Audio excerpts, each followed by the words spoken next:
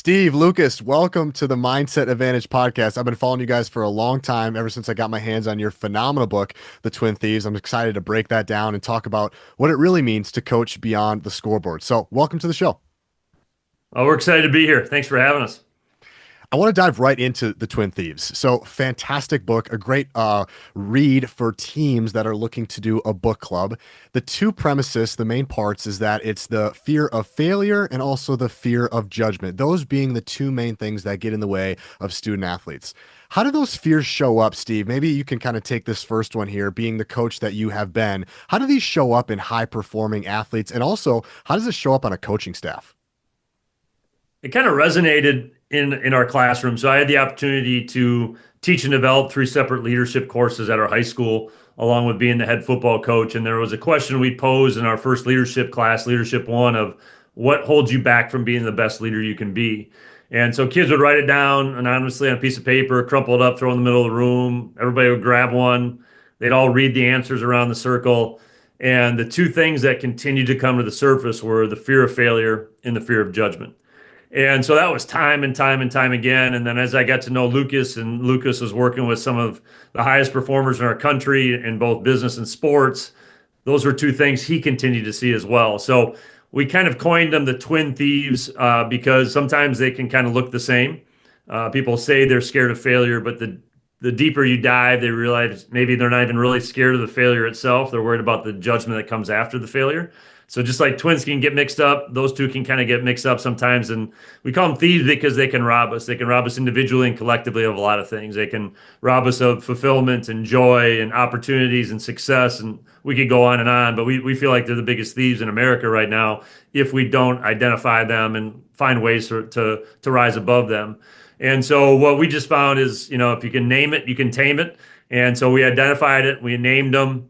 And, when we talk about what can hold, teams and coaches back, we have found time and time again that those two things that, no matter what level you're coaching, those two things are real and they can motivate you and inspire you to a certain point. There's no doubt about it. But there's also a tipping point, we believe, where you don't show up your authentic self, that you don't take well-earned risks, that you lead out of fear. And those, we just feel like those aren't the best ways to show up as a coach. And it holds you back as a coach, and it holds your team back ultimately from being the best version of themselves, both on the field, on the court, on whatever, and then off the playing surface as well. And I've seen the same thing traveling the country, working with student athletes, and it's time and time again. It's fear of failure, fear of judgment, and it's not always from their teammates. It could also be from their coach, and then sometimes breaks my heart. It's from their parents. How are Mhm. my parents going to respond if I mess up or we lose this game? And my friend Dr. Michael Gervais talks about, he coined the term FOPO, fear of other people's opinions, and how popular that is, but it's not getting enough time being talked about. If we could, I'd love to dive in. What are some of the strategies to overcome some of this? What are some of the applicable things coaches and athletes can do to overcome the fear of failure and the fear of judgment? What have you found to be most beneficial? You want to take this one, Lucas? Sure. Well, just a note with the Twin Thieves, I think one thing that's interesting is we like to say we want to get to the root, not the fruit. A lot of times the fruit that we see in a teammate or a coach is maybe they're a people pleaser. Maybe they avoid conversations, or maybe they blow them up. Maybe they're super aggressive. Maybe they're non-committal. They never go all in. All those at the root could be because they're afraid, fear of failure, fear of judgment. And so we really believe that getting here is at the root. And the second thing is, there's no amount of winning that can erase them. Steve and I both got to observe a player at the highest level, an absolute superstar who was going through a slump, and literally the words came out, and he's like, I just don't even know if I can do it anymore.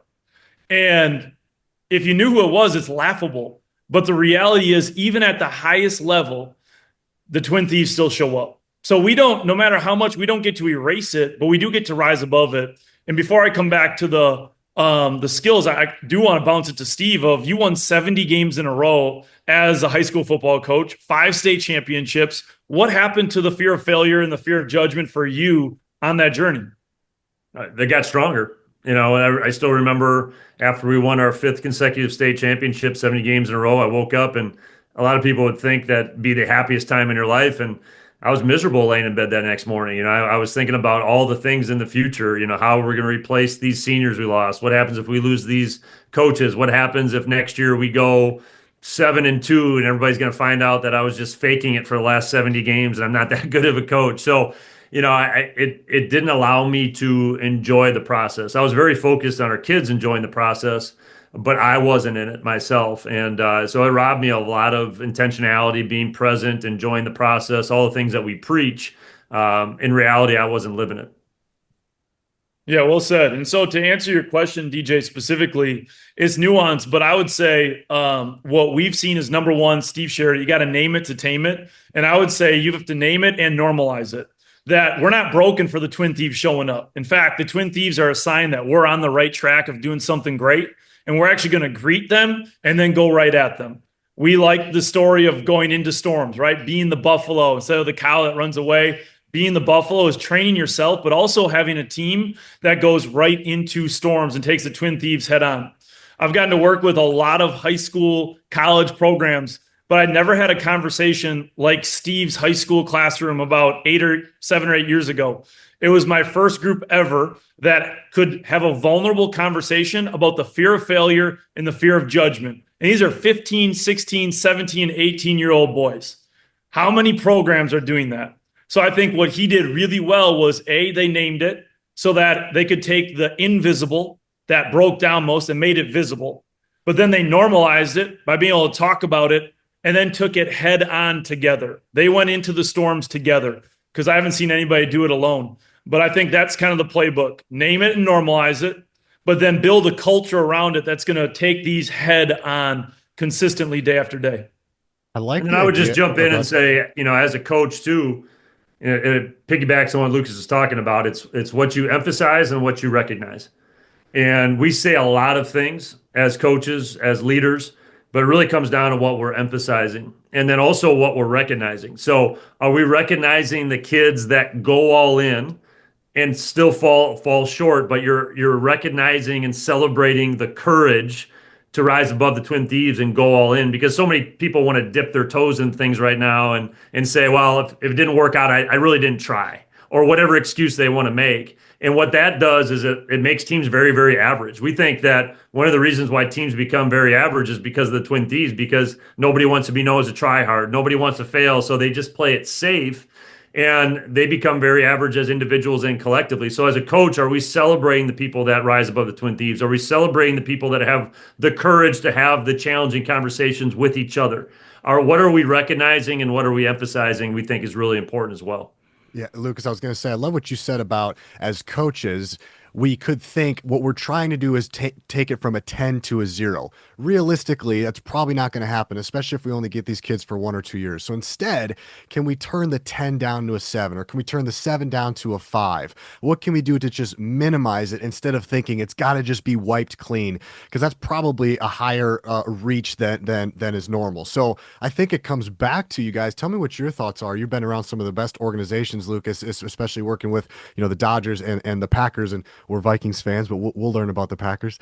Tell me a little bit about the environments that you've been around where you have seen some of these things at its lowest level, where there isn't a lot of failure, a fear of failure or fear of judgment. We had Dr. Amy Edmondson on the show just a couple weeks ago, and she's really big in psychological safety, and she gave us kind of some good tidbits for environments, and I'll kind of spill those in after you go. But I'm curious, on the environments you've been around, what have you noticed sitting in the back of the room like, oh, okay, that's an interesting piece. That's why there's so much psychological safety in this room? It's a really great question. I'll share two, and one will end with on Steve's that I thought was fantastic. And first, I want to touch on that. I don't think eliminating the Twin Thieves is even what we're after. I think it's using them productively.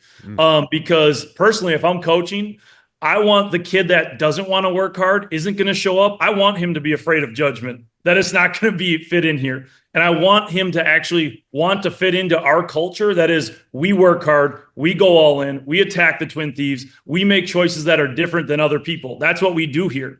And if I'm not on board for that, yeah, it might not be for me. because we believe if you're going to build the top 1%, top 10% culture, by definition, it's not for 90%, right? But in regards to like mistakes, psychological safety, obviously we really believe in that and know that the Twin Thieves can inhibit it. And so in two scenarios, I think they both boil back. One is with Dave Roberts from the Dodgers. And like we've watched him, Steve and I were just with him yesterday actually and got to observe for the last couple of days. And what stands out the most is just how much he loves his people. And that's a key word. They're all players, they're mega players, but he loves them as people first. And I think when you get that level of connection where people really see that you are as much of a person to them as a performer, all of a sudden those barriers start to break down. It doesn't feel as much like walking on eggshells.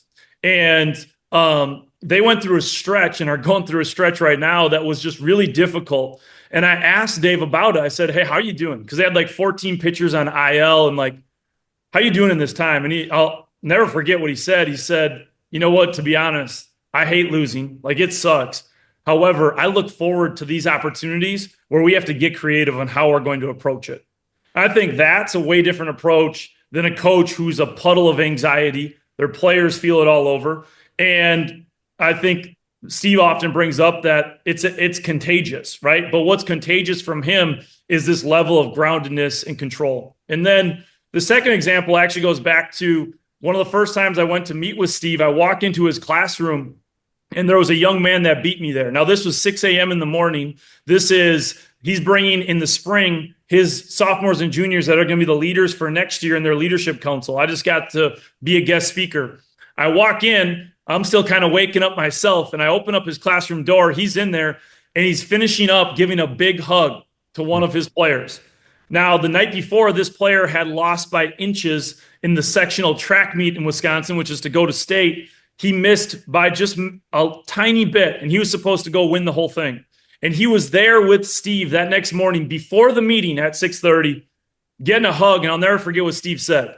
Steve wrapped it up and said, just don't forget, I love you. Wow.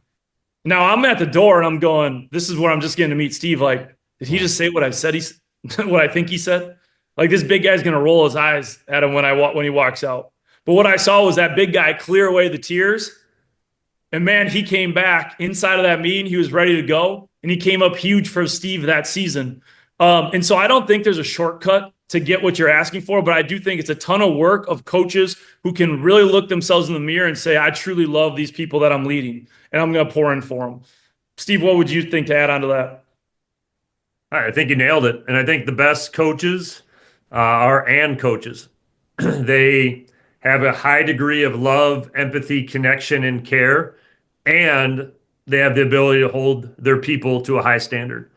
Early on in my career, I thought it was like an or. Either you loved and you cared, or you had low standards, or you had high standards and you were, a total jerk. And what we've found is the common thread is that, the great leaders, the great coaches, they care deeply and they challenge directly.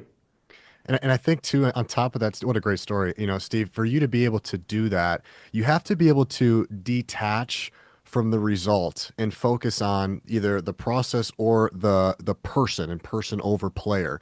A question I love asking coaches who coach beyond the scoreboard like you, Steve, is what's your strategy, or how did you go about intentionally thinking to detach from results, detach from the outcome, and focus on things like the person and the process? How did you think about that? How did you go through that? Was there a strategy? Was there kind of bumpers that kept you from doing that? Or is it just, hey, this is just kind of natural, it's who I am? I think a little bit of it, was upbringing. I grew up in a home without a father, and some of the most influential people in my life were teachers and coaches that cared about me as a person more than a player, and that's a big reason, if not the reason, I got into coaching and teaching in the first place. Is I wanted to make an impact on people, on young people, the way that people made an impact on me. So that was kind of my purpose heading in. And then ultimately, through work with Lucas and other things, is understanding that outcomes are stuff that we can't control. And we'd love to have control over outcomes. And don't get me wrong, we wanted to win games, but we never once talked to our players about winning a game. I never stood up in front and said, we need to win this game. We never even talked about winning championships. We talked about what it meant to be a winner. We talked about what it meant to be a champion. And in those things, those are the behaviors, the actions, those are the things that we can control in the process. And then what we found is there's residual effects. Over the course of 11 years, we also had a 3.5 cumulative team GPA. We also gave back and did amazing things in the community. Like our kids were winners beyond the field because we focused on who they were becoming in the process. And then we also felt like if we did that and we dove in, that we had the best chance of probably getting the outcome we wanted.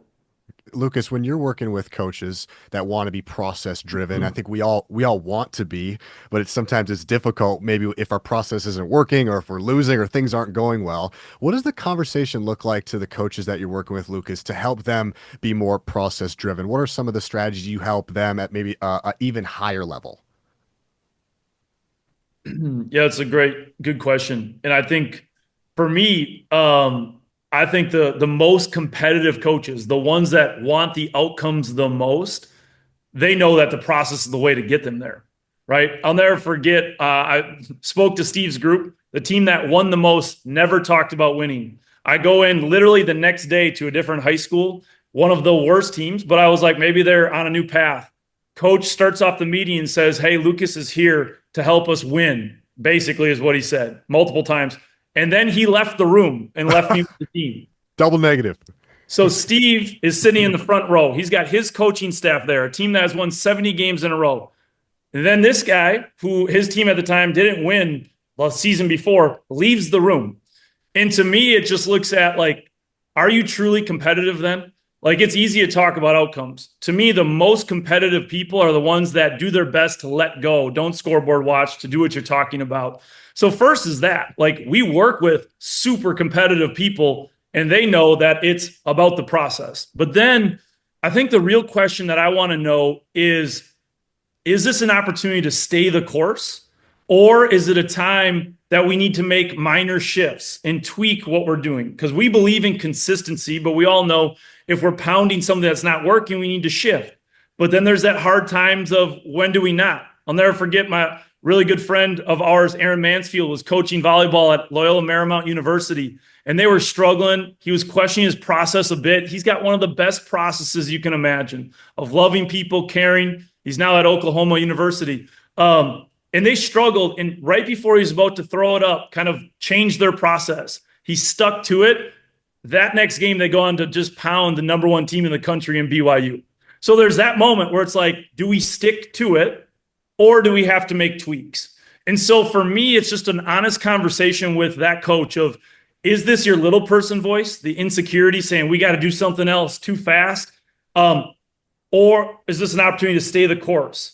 And so that's a back and forth. There's not like necessarily a real process further than that, other than that back and forth.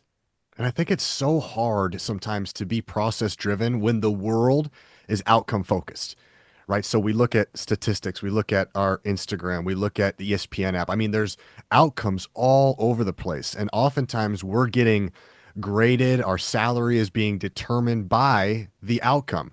So you're kind of almost battling against the world, if you will. So as a head coach and as a leader, preaching to the choir here, it's creating an environment where everybody understands that when you get out of this environment, it's probably going to be a lot harder because out there, people are going to want to talk outcomes. Maybe even your family wants to talk outcomes.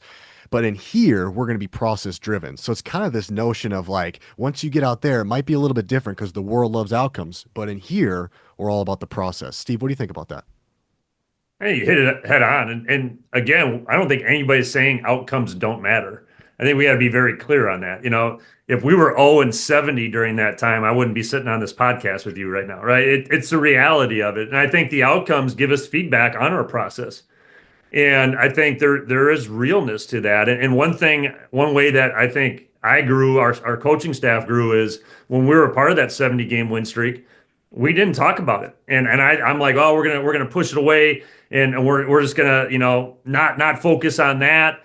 But you nailed it, DJ, in the fact that when they left our practice field, when they left our meetings rooms and they went home, everybody else was talking about it. So then we had to give them tools on how to deal with the outcome conversations. so that they could manage it better. So we did things like defining the difference between pressure and stress.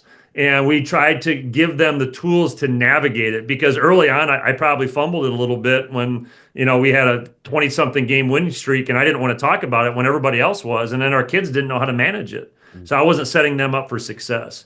So I do think outcomes matter. I do think we need to give kids tools on how to deal with the noise in those conversations, but also get them to understand how important our controllable processes are each and every day. And that's really where our time and energy needs to be focused on when we're together. Coach, I heard a quote from you that I'd love to break down. I think it's so powerful. In one of your keynotes, you said, I've never seen a team win a championship with zero talent, but I've seen a ton of talented teams not win championships. Why? Because they're not connected. Connected teams are powerful teams. You go on to say that talent is the floor, connection is the ceiling. I couldn't agree more. I would love to hear some strategies for coaches out there that can create a more connected team.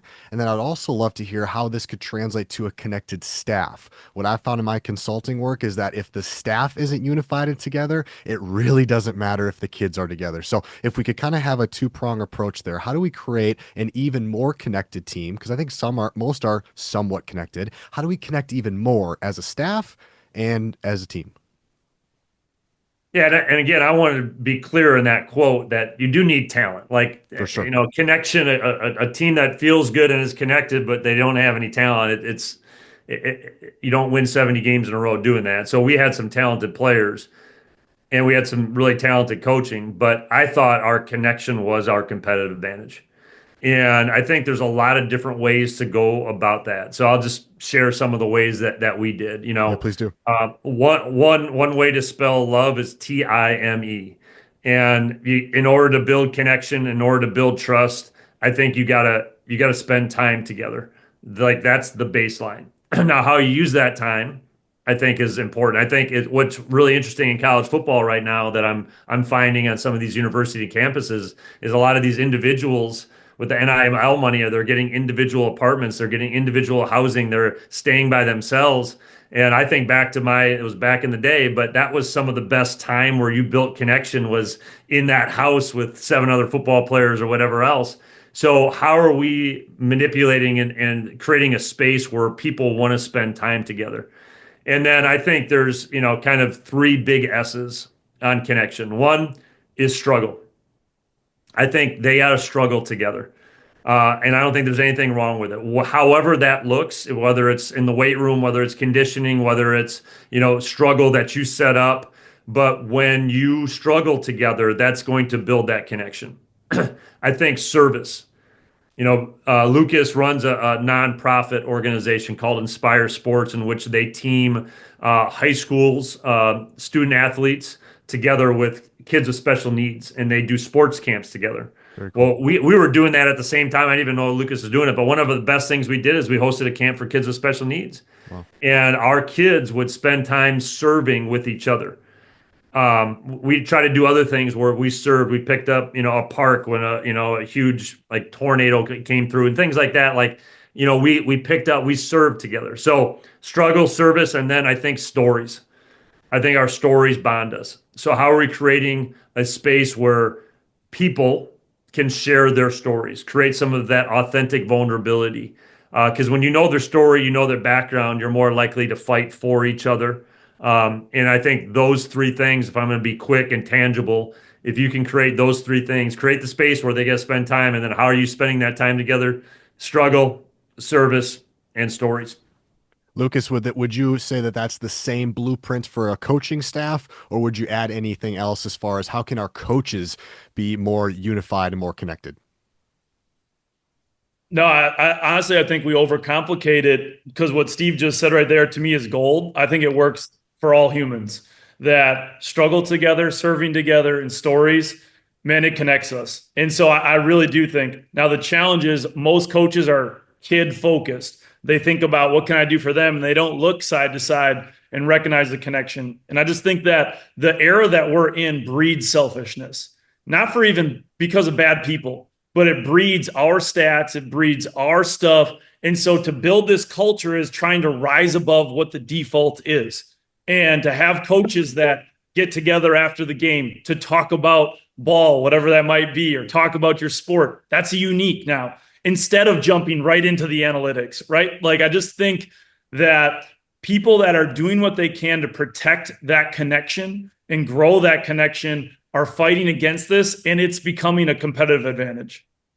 A part And I, of, and I do, yep, DJ, I don't want to cut you out. I go do for it. think those three things were both for kids and with staff. And it might look a little bit different, it might not be the same struggle, but I'll tell you what, like, you got to find people that you can lose with. And I know that if you've never heard that before, that might sound a little bit strange, but when you go through some struggle throughout a season together, if you handle it the right way, if you handle conflict the right way and adversity, it can bring you together. That story, it might be one-on-one with somebody. It might be after a game. It might be, on a drive, but how do you get to know people's stories? And then, the service might look a little bit different. It might be working the youth camp together. It might be doing different things, but I think those three S's right there, regardless, can help bond a staff and a team. Yeah, adversity can bring us together. And that kind of brings me to another main point I wanted to talk to you guys about, and just having tough conversations. So, as coaches, we think sometimes when we step into this head coaching role, it's going to be all X's and O's and all this stuff. And then you get into this role, and it's like, holy cow, it's actually much more about relationships, making sure everybody's on the same page, culture, alignment, and then the big one, having tough conversations. And personally, I don't know if there's enough out there on how to have difficult conversations. And there's some coaches, some people, and I'll put my hand up first, is that we avoid it. It's like, this is not enjoyable. This is not very fun. Nobody really loves it. But what have you guys learned, whether it's with the LA Dodgers, with the Green Bay Packers, or the high school level, college level? What have you learned from some of the best coaches on how to handle difficult conversations? Well, one, I'll start it, and I would bring up that the paradigm shift for me when someone asked this question, they said, "Who cares about you more? The coach that puts their arm around you and says, 'You're crushing it, just keep it going,' when really you're not, or the one that says, 'Hey, I care about you so much that here are a few specific things I want to bring up to you because I know you can go further.'" And everyone would say number two, right? We've coached a lot of people. Nobody ever comes back to us and says, "Thanks for taking it easy on us." We have a lot of people that come back and say, "Thanks for pushing us to another level. Thank you for being caring, but also going hard on me," maybe in their words. And sometimes it's years after that they come back. But I think it's just this paradigm that it's not you either have tough conversations or you care. It's if you care, you have the courage to have these conversations. And if we're being honest with ourselves, a lot of times the biggest holdup is the story that we make up about the conversation even before it happened. We call it the little person voice, but it future trips over this conversation of how bad it's going to be, how they're going to take us down, how they're going to push back on us, how they're going to quit, whatever it might be. And that story, the made up story, gets so big, we decide, you know what, it's not worth the risk, kick the can down the road. And so for us, it's as much 80% psychological, like ahead, do you have trust with that person? Do you trust yourself? As it is strategic wise. But that's how I would start it off. And then, Steve, when you think about it, what comes to mind? Yeah, I think there's two aspects. There's the the mindset and the skill set of having Right, them, right? right. And I think Lucas just did a great job of the mindset, which I would say is probably more than half of the issue of being able to have them. And I think a lot of times it's not even coach to player, it's coach to coach is where Agreed. people have the hardest Agreed. time with those adult Yep. to adult, peer to peer conversations.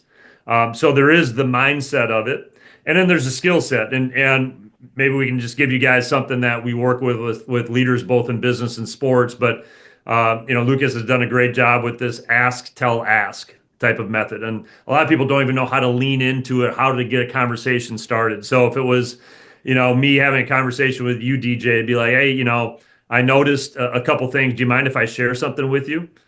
Most times people are going to say yes. And then you tell them. And then in the end, you put it back on their plate and say, well, what do you think about that? Or how do you feel about that feedback?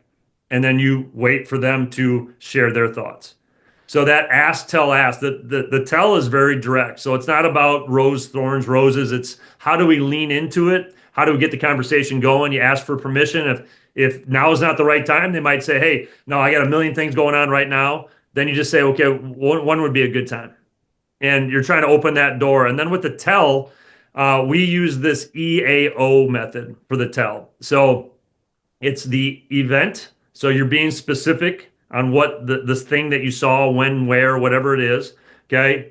The action. So the actual behavior, and then the outcome of that behavior. So, hey, DJ, I noticed on Mondays you're showing up about 5 minutes late. And the outcome of that is we have to repeat what we started with our game plan, whatever it is, right? But it's very specific because a lot of people get frustrated and then they use big words like, hey, DJ, you're always late. Like it's disrespectful. And there's no real application to that. So ask, tell, ask. And in the tell, we have to be specific. And then we really think about how do we express the outcome of that action or behavior. And the order of operations is extremely important there. It's ask, tell, ask. It's not tell, ask, ask. There's a specific order there. I'm a big believer, not even just difficult conversations, fellas, but just in general, the best coaches I've been around are the best at asking questions. And they're the best at coming into a situation, asking a question versus either pointing the finger or going right to a statement. And that can be really challenging for some folks. For some, it's a little more natural. For me, it's natural. I'm a podcaster, so I kind of spend my life asking questions. And I've seen the power of a beautiful, brilliant question. It really sets people up for self-discovery. What have you noticed, Lucas? Maybe we'll go to you first on working with some elite coaches on using questions to their advantage. How have you seen it maybe at the highest level? And how do you kind of implement that into a coaching practice? Yeah, I mean, look, I think a lot of the best teams are the best teams because there's ego in the room, whether we like it or not. Steve and I have maybe a different stance in some. We don't tell people to check their ego at the door. We tell them to bring all of them. We want their ego. We want their skills because that's part of what makes them great. But their ego has to fit underneath the team that we're filling in with. So people love to be right. It's one of, as a human, a core thing that we want. So if we can ask a question, so for example, at the beginning of every year, we want teams to develop shared standards. But we have them ask the question to the people, the players, the staff, that's like, who do we want to be this year? And as the leader, I don't just say like, here's what I want. I want accountability. I want integrity, respect, discipline. Because if we ask the right question, often we get the answers that we're hoping for, but it came from them. And we all know that people are going to fight for ideas that they created more than ours. That's right. So somebody once told me that, an idea that's incredible from you is going to be about 60% effective. An idea that's incredible from the group, even though it might not be as brilliant as what we think ours is going to be executed 100%. And we want that second one. So I just think that great coaches do that. But the other thing is it takes some time too to ask questions, to slow down, to be able to have that versus just delivering the punch. And so I think there's that healthy balance of being direct and just saying what you need versus at times taking the time to ask questions to get to where you want to go. Steve, how did you use questions when you were coaching football? How did you use that to your advantage? I think what Lucas said was really important because sometimes you don't have the time. You have to be direct depending on the moment. But I do think it does create buy-in when used effectively. It creates collaboration. It gets people moving in the same direction. When you're asking for their input, you're asking for their thoughts before you even maybe give theirs. And then the other thing is, I think it gives you space as a leader. And we believe in responding over reacting. And those words can be sometimes used interchangeably, but we feel like they are far different. Reactions are oftentimes emotional, impulsive. We usually regret our reactions. We're proud of our responses because they're intentional, they're purposeful. And when we can feel our emotions going instead of just reacting by asking a question, what it does is actually gives you some time to get your emotions in check, get their point of view. You might actually not put your foot in your mouth because you might learn some information that you were assuming that wasn't correct by asking that question. So I think it creates space. I think it creates collaboration. I think it creates a lot of uniformity in moving in the same direction by articulating well thought out questions and creating that time for some collaboration. Steve, you might love this. I was with a football team just yesterday, and we were talking about what is the language that we want to use when we're on the sidelines. What's going to work for us this year? What isn't going to work? What do you want to hear from your teammates? What don't you want to hear? Just trying to create some collective agreement on what's going to be above the line and below the line behavior as far as how we speak to each other. And one of the things that we came up with, some of the coaches in the room as well, is that when they got off the field, instead of going right to "you did this wrong, you did this," coming kind of from the kids, that's what they don't like to hear. Instead, what we kind of came up with was, what if we asked you first, what did you see out there? What did you see out there? And that gives the athlete a chance to tell you maybe something, one, you didn't see from your vantage point, and two, gives them a chance to explain why they did what they did or didn't do what they didn't do. And then you can come in as a coach and start to correct. Because if you say, hey, what did you see out there? And they answer the question exactly how you would have, we're on the same page. I don't have to come down on you. You know that you messed up. We have some uniformity and some clarity there. And when in a game of football, you have some time in between drives, other sports you might not be able to. But I thought that was a really cool breakthrough of, instead of coming right into point the finger, give instruction. Hey, what'd you see out there? Give them some time, give you some space, and then coach after that. What are your thoughts on that, Steve? Oh, I love it. I was listening to another coach talking about, after losses, before addressing the team, he'd get together with his staff and they'd list the reasons why, the process reasons, not just focused on the number, but what happened throughout the game that, brought us to that loss. And then he would ask the team, and he'd have their list covered. He'd ask the team, and he said more often than not, they were almost the exact same. And if they were off, they would have the conversation. So you could do that after a game, you could do that at halftime, you could do that in between drives. But I love the idea of first formulating your thoughts, but then checking in with them first to see how on same page you are with their thoughts and yours. Steve, I want to stay with you here. Talk to me a little about, I want to talk about expectations a little bit. So, 5 state championships in a row, absolutely absurd. 70-game win streak. You guys were at the top of the mountain for many years in a row. There are some schools, some coaches, some ADs listening that can relate a little bit. They're on the top of their mountain, if you will. A lot of schools are kind of working their way up the mountain, and we're probably all climbing mountains in other ways. But talk to me a little bit about, how do you stay on top of the mountain? I think the question you probably get asked a lot is, how'd you guys not get complacent? I mean, we're 4 state titles in, coach, like we're pretty damn good, right? How do you cure complacency? How do you stay on the top? How do you continue to grow greatness? Yeah, I'm glad you brought that up. It's something that Lucas and I have been really diving deep into over the last couple of years, is that idea of what you just said, growing greatness. And, one thing we did do is we got rid of 2 words, sustain and maintain, because we don't feel like those 2 words motivate anybody. I don't think anybody springs out of bed in the morning and says, I can't wait to maintain, or let's sustain this thing. I think everybody naturally wants to grow it, wants to make something better. And so I think that thought process alone of, like, let's not just try to sustain excellence. Let's try to grow it. How do we continue to evolve and get better? And that was one big thing that we focused on, is doing just that. So in the midst of that 70-game win streak, I remember one year we had the year of the first, and we identified some things that have never been done in our program. Because I'll be honest with you, winning wasn't just enough. Nobody wanted to be just another team that went 14-0 at Kimberly. They wanted to do things that never got done before. So that gave them a new mountain to climb. So we tried to find, even when you're on the top of a mountain, there are other mountains off in the distance that you can climb that might be different than the one that you're on. And then we also, I think, was important. It goes back to that idea of asking questions. One question we ask all the time when we work with organizations and sports teams is, who owns the culture? Who owns the culture in this team, this program, this organization? And almost every time we get everybody to raise their hand, we all do. And then we challenge them to protect the ship. So a quote that we use all the time, especially when we're experiencing success, it's not the water around a ship that will sink it. It's when water gets inside. So when you have a strong team, a strong culture, it's not the opponent, it's not all this other stuff that people love to focus on. It's when you allow controllable things to get inside. So we'd share that with our leaders, and then we'd say, okay, what things can we not allow in our ship? Complacency, sense of entitlement, negativity, individualism, whatever it might be. They came up with a list, and then I said, all right, guys, it's your job to protect it now. Because most of those things on the list are not happening when the coaches are around. They're happening in the group chats, they're happening in the locker room, in the bus rides home. when they're complaining about playing time or whatever it might be.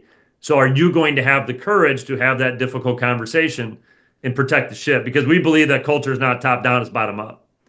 And it comes to life through everybody owning and protecting the culture each and every day. So that was one big thing that we focused on when we talked about continuing to grow is giving and empowering the leaders from within to protect the ship. Lucas, working with the LA Dodgers coming off a championship, it's easy to take your foot off the pedal. I mean, it's very rare. Look at all sports. It's really hard to go back to back. It's really hard to have even back to back successful seasons, just the way that all the variables, injuries and trades and all that stuff. How do you help kind of shape that culture and help Coach Roberts a little bit when it comes to not being complacent? Yeah, it's interesting. One time when Coach Roberts and I started working together, he did our activity that we do where he wrote his own obituary. And this is 6 years ago. And he wrote it and came back and he said, he shared about it and it had nothing to do with winning and losing. And I asked him about it and he said, you know what? I guess that's just where I'm different. He said, I care more about living those things out than what the scoreboard says. And to this day, then just yesterday, he said, I'm not that big of a scoreboard guy, Lucas. And because to me, he has that perspective. He has that perspective of what does greatness look like? What do I want to be great at? And then how do I keep going after it? And to be honest, like I've never once had to have a conversation with him about complacency because he loves the game. He loves the people he works with. And then he models how to, I like your phrase, cure complacency, which is just stay hungry as a staff. And so he does that at a very high level. Their staff are incredible at working hard. And to me, the players see it, they feel it, they know the standard and they follow it. And when I think about Steve as well, they never it was the standard. The coaches set the standard of we're going to be the lead learners. We talk about building a black belt skill set, but keeping a white belt mindset. The coaches modeled it. And I don't think that any team, even if they're player led, will ever outperform consistently the coaching staff. So when the coaches set the tone for this is how we learn, this is how we compete, this is how we get better, and it's at a very high level, I just think the team follows. Can you tell me about the obituary exercise? Yeah, I mean, when we start working with somebody, we want to know what really makes them tick. What's the ultimate scorecard? And generally, it comes down to two things. Who do they want to be as a person, the characteristics that they want to develop, and then also the impact they have on others. We've done this with people that have made $1 billion. We've done this with coaches that have won multiple championships. We've done it with people that haven't done those things. And it always comes back to those two things. What's the type of person that people see me as that I care about? And then how did I develop relationships along the way? And it's just a healthy way to be able to strip away all the noise to get to what do we really care about? And then how well can we live out what we have on that piece of paper? Has there been a time that you've gone through that exercise and it's surprised you, whether it's surprised you on what's been written or surprised you about the result or any sort of result that you've seen from that exercise? It seems like it potentially could be very powerful. I think what's the surprising thing is just how little people think about it. And Right. how fast we can get caught up in the rat race, just trying to win tomorrow or get our kid the scholarship or whatever it might be. And then when you zoom out and go, oh, wait a second, what really matters? And I'll be the first one to put my hand up saying I get caught in it. But for our clients, we want them to have that as an anchor, kind of as a North Star. And for everyone that we work with, we say two things have to happen in order to win. We don't want you, to just be transformational from a human end, but then not win at all. And we don't want you to win, but then be totally transactional. For us winning, it's you win more, you get better results, and you're transformational along the journey. And I think that activity kicks it off, and it also allows us to see who might not be a good fit to work with. Steve, you have a quote that I ran across in my time researching you guys. It says this, on bad teams, nobody leads. On average teams, coaches lead. On elite teams, players lead. I love this idea of that, same line of thought is that great teams are not coach fed, they're player led. I think it sounds really good. I think a lot of coaches listening right now are like, yeah, I agree. That sounds good. But what are the steps in creating that? It sounds great on paper, sounds cool on a podcast. You know it when you see it. But when is it hardest to do it? And how can we really create a player led team? Yeah, I think we stole that quote from somebody, by the way. It might have been PJ Fleck. So I don't know if I can take ownership on that first one. But well, I think when you need leadership, it's too late to build it. And we became very, very systematic on the front end of building leaders so that when adversity hit, when we needed people to step up, they had the training. Leadership's a skill like just like any other skill. It needs to be taught. It needs to be trained. People need feedback. I never wanted to be the coach that said we need more leaders. We need more player leaders. We need a player led team. And then I turned my back and I just expect it to happen. So we were very, very intentional about it. You know, we had meetings, we had trainings, we gave kids opportunities. I don't know if there's enough coaches that truly give kids opportunities to lead and fail. I think a lot of kids growing up today, the majority of their time is driven by adults. They miss out on incidental leadership opportunities growing up. I don't want to be the old guy on the call, but I'm the old guy on the call. When I was growing up, I would ride my bike from door to door. We'd get a game going at the neighborhood park. We'd come up with our own rules, settle our own disagreements, and we had these opportunities to lead. I got a 10-year-old at home right now. His schedule's full, but he's going to this camp, to this thing, and there's always adults making sure everything's okay. And what we're missing the boat on is not giving these kids opportunities to develop these skills. And we just expect them to step in high school, college, and the pros and lead. And we need to give them the training on the front end. We got to give them opportunities. We got to give them feedback on how they're doing to set them up for that. And the other thing I think we fall short on sometimes is we don't give them enough heads up. One small tangible thing that I learned the hard way is you can't expect a young leader to step up and nail it at the end of practice when you're frustrated as a coach and says, you know what, DJ, you got him. We had a bad practice. And then you expect DJ just to nail it on the spot. You got to give them a heads up. Hey, you know, I'd like you to step up at the team meeting and talk about our lack of energy at practice recently.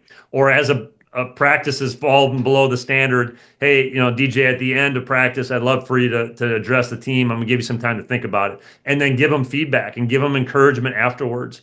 So I think everybody wants it.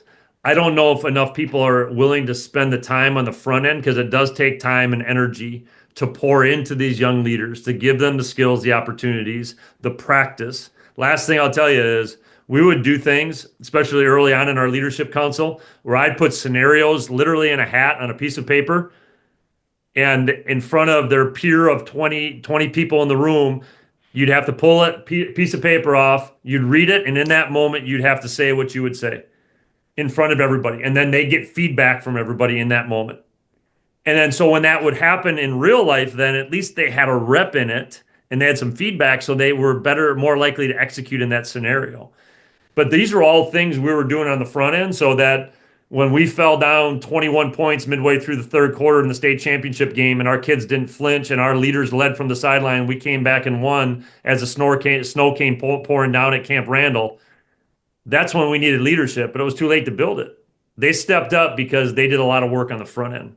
So it comes down to you have to be able to practice this stuff. I think that's a huge lesson coaches listening in is we can't expect to flip the switch when we need it the most when we haven't put in the practice time.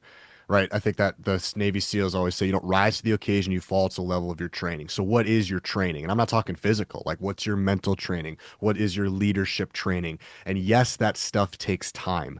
I like to say things like take time, guys. It's kind of like a slingshot. Like I pull that slingshot back and it takes time. Like I got to pull. That's going to slow me down.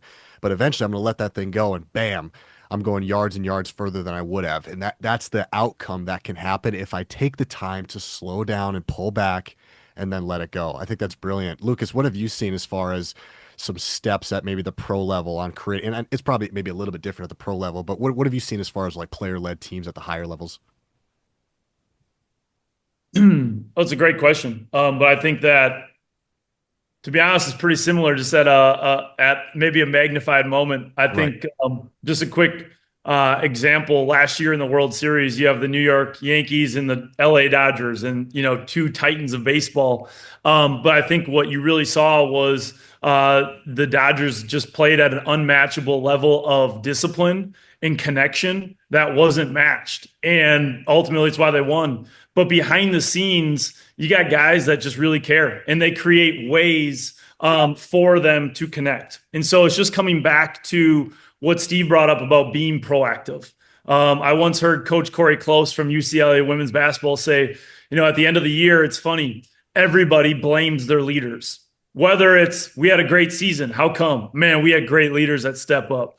Or we didn't have a great season. How come? Well, we didn't have leaders that stepped up. But what Steve did really well and what he spoke about was instead of waiting, he built a system to build a pipeline of leaders that were going to be able to carry on the workload and the expectations. Man, great stuff. Guys, this was a lot of fun. I want to close down by asking an advice question. I'll give you a second to think about it. This is for coaches specifically, but what's the greatest piece of advice that a coach has given you that you would like to give to coaches or leaders that are listening? So, greatest piece of advice that a coach has given you. Could be your coach or a fellow coach colleague.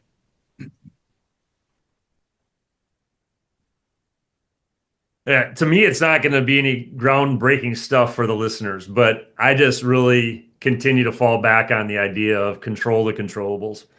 And I know that that sounds so simple, but that's one thing, a fundamental that we have found amongst the elite coaches and leaders in our country is they do such a good job of, having the earmuffs and the blinders on and just focusing on the things they can control and letting go of the things they can't control. Worrying and stressing about things you can't control is like sitting in a rocking chair. It'll give you something to do, but it won't get you anywhere. So instead of That's focusing good. on the things we can't control and blaming and complaining and focusing, and we love to talk about all the things we can't control, instead of taking that time and energy and investing on things we can control, as simple as that sounds, it's really, really hard to do, but the best of the best do it at a higher level than everybody else. Yeah, simple and profound. I love the rocking chair. That's awesome, Steve. Lucas, greatest piece of advice that you learned from a coach. Yeah, I mean, there's probably so many of them, but one that sticks out on the cuff is Coach Campbell at Iowa State. I've gotten to meet him. Steve's gotten to speak to their team multiple times. He's a phenomenal leader, in my opinion, and in our opinion. And at one point, a number of years ago, their program had a phrase called "win in the dark," and I loved it. Like I just thought, like it was phenomenal. And ultimately, wrote a book about it. And the phrase there was, "Some people think you shine under the bright lights, but the bright lights only reveal your work in the dark." And I just really think across the board, all of what we've talked about today, it's not flashy to be a great leader. It's not often like glamorous or exciting. It's a lot of dirty hard work that happens often in late hours, extra time, pouring into people, cranking on film, giving feedback.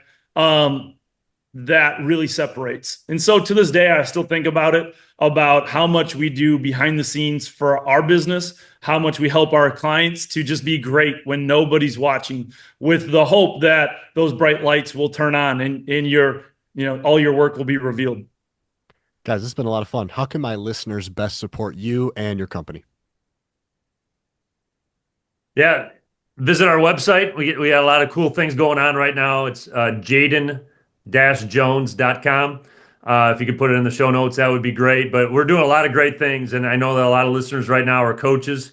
We're really excited to offer some amazing things outside of our book. We have something called the Winning Formula, which is an online coaching course that goes deep, deep, deep into things. We're talking lots and lots of videos and content. We have things for players. We have a 36 video course that you can play once a week for an entire school year that comes with discussion questions. We have a 10 video course that you could play just if you're a sports coach this season. And we also have a really comprehensive leadership curriculum that we're really excited about launching this year, that is over 20 years of actually teaching leadership class at a high school level. All of it packaged in there with videos and great activities and discussions. So lots of things. Visit our website or reach out to us on social media. Would love to help out the coaches. We are coaches at heart, educators at heart, and we want to continue to help coaches coach beyond the game and be those transformational leaders. Man, you guys are doing such great work. This has been a lot of fun. Steve, Lucas, thanks for the time. Appreciate it. Thank you. Yeah.